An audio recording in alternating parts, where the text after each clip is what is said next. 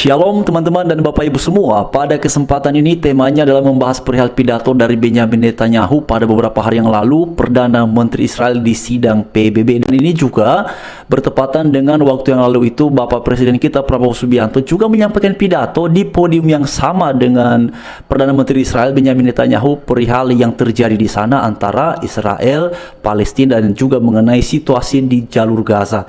Teman-teman dan Bapak Ibu sekalian, dalam pidatonya Benyamin Netanyahu menekankan beberapa hal. Yang pertama bahwa menurutnya situasi sulit hari ini yang terjadi di jalur Gaza itu disebabkan oleh Hamas, yaitu tepat pada tanggal 7 Oktober 2023 yang lalu itu, di mana Hamas melakukan serangan secara mendadak dan juga menawan beberapa warga Israel. Dan tidak sedikit yang kemudian menjadi korban dalam insiden itu. Dan nampaknya Netanyahu kemudian sengaja menyoroti perihal tersebut, karena di dalam narasi berikutnya ia menyampaikan bahwa di masa sekarang sudah banyak orang yang kemudian melupakan peristiwa tersebut, tetapi justru menganggap bahwa Israel lah yang kemudian menyebabkan situasi yang seperti ini. Jadi dalam pesannya Netanyahu sebenarnya sedang mengharapkan agar dunia kemudian mengingat peristiwa tanggal 7 Oktober 2023 itu sebagai titik awal situasi sekarang ini. Jadi intinya begini kawan-kawan, sepertinya saya menafsirkan pernyataan dari Netanyahu itu adalah bahwa ini gara-gara Hamas. Hal ini tidak akan mungkin terjadi kalau Hamas tidak melakukan serangan dadakan, dan situasi yang sekarang ini adalah hak Israel untuk melakukan pembalasan. Kira-kira saya memahami maknanya dari penyampaiannya itu seperti demikian ya kawan-kawan dan Bapak Ibu sekalian. Kemudian yang kedua, Benyamin Netanyahu juga menyoroti perihal solusi dua negara, yaitu win-win solution ya. Dan itu salah satunya juga disampaikan oleh Pak Presiden kita Prabowo Subianto, bahwa jikalau Israel mengakui Palestina, maka Indonesia pun juga akan mengakui Israel. Dan juga sebaliknya, Pak Prabowo Subianto menekankan perihal ada jaminan bagi keamanan Israel. Memang pada akhirnya pidato itu memunculkan beragam reaksi, ada yang setuju tapi juga ada yang tidak setuju. Tetapi yang menjadi menarik adalah hal itu kemudian direspons secara khusus oleh Netanyahu. Bahkan dia sempat menyampaikan ya bahwa pesan dari Pak Prabowo itu dicatat dengan sangat serius olehnya. Tetapi kemudian dalam narasi pidatonya Netanyahu itu menyampaikan begini ya, bahwa sebenarnya persoalannya bukan pada win-win solution atau pada solusi dua negara, tetapi karena memang salah satu pihak berseberangan dengan Israel, yaitu tidak menginginkan untuk adanya win-win ataupun solusi tersebut. Tidak menginginkan adanya win-win solution. Nah, memang juga dalam pernyataannya Netanyahu tidak secara spesifik menyampaikan bahwa oh Israel nggak mau yang begitu, nggak mau, tidak disampaikan. Tapi menurutnya ya, pihak seberanglah yang kemudian tidak menginginkan hal seperti itu, apalagi kalau kemudian salah satu syaratnya itu adalah agar berdamai dan menghentikan konflik dengan Israel. Nah, memang kalau suasananya menjadi rumit seperti itu, memang pada akhirnya kawan-kawan tidak mengherankan ini sudah berlangsung sekitar berapa ya?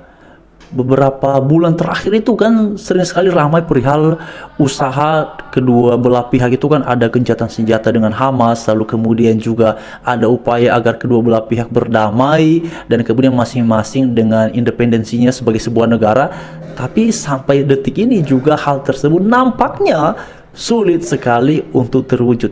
Menurut Netanyahu dalam pidatonya, ini karena orang-orang yang selama ini memang pada dasarnya membenci atau anti terhadap Israel. Nah, sebenarnya kawan-kawan sekalian, kalau kita bicara mengenai sikap anti terhadap Israel itu sepertinya ya, itu kalau di bangsa kita Indonesia itu ramai banget ya. Bahkan saya lihat kemarin itu ya, ketika Pak Presiden pidatonya viral perihal solusi dua negara itu, win-win solution ini, itu kan banyak banget yang kemudian katanya menyesalkan pernyataan tersebut mengapa disampaikan oleh Bapak Presiden Prabowo. Bahkan ada satu komentar yang kemudian mengemukakan bahwa ya sebenarnya win-win solution itu tidak relevan, yang lebih tepatnya adalah Israelnya ditiadakan. Nah, memang teman-teman, kalau narasi yang kemudian dibangun, dikonstruksikan sedemikian rupa, Israelnya ditiadakan, coba kalau kita berada pada posisi Israel, apa kemudian akan berserah diri dan menantikan akan ditiadakan, dihilangkan dari peradaban? Ya pasti tidak akan mungkin. Itu sebabnya dalam pidatonya Netanyahu ini menyampaikan pembelaan, ya, menyampaikan pembelaan perihal serangan-serangan selama ini, dan dia juga menekankan bahwa serangan-serangan yang selama ini dilakukan itu tidak pernah ada niat katanya menargetkan warga sipil. Bahkan katanya sudah sekian juta selebaran surat yang meminta kepada warga di jalur Gaza untuk mengungsi ataupun keluar dari jalur Gaza sebelum militer Israel masuk. Itu yang kemudian menjadi poin-poin penting disampaikan oleh Benyamin Netanyahu dalam pidatonya di sidang PBB, yang mana ada juga Pak Prabowo di situ. Dan mereka berbicara di podium yang sama. Karena kan di dalam ruang sidang PBB itu teman-teman, mimbar ataupun podiumnya memang hanya satu. Jadi bergantian mereka menyampaikannya perihal orasi ataupun kemudian apa yang hendak disampaikan. Tapi kemarin saya lihat itu ya, pidato-pidato itu semuanya berorientasi Donald Trump juga bicara mengenai Palestina Israel, lalu Pak Prabowo juga bicara mengenai Palestina Israel, Benyamin Netanyahu juga bicara mengenai Israel Palestina, dan beberapa pemimpin negara lain itu sepertinya hampir punya narasi yang sama, meskipun ada beberapa hal yang lain yang kemudian juga disoroti. Tapi yang menjadi menarik kawan-kawan, Bapak Ibu sekalian, adalah bahwa Netanyahu ataupun Israel ini sampai detik ini sepertinya mereka itu tidak mau melepaskan Hamas begitu saja.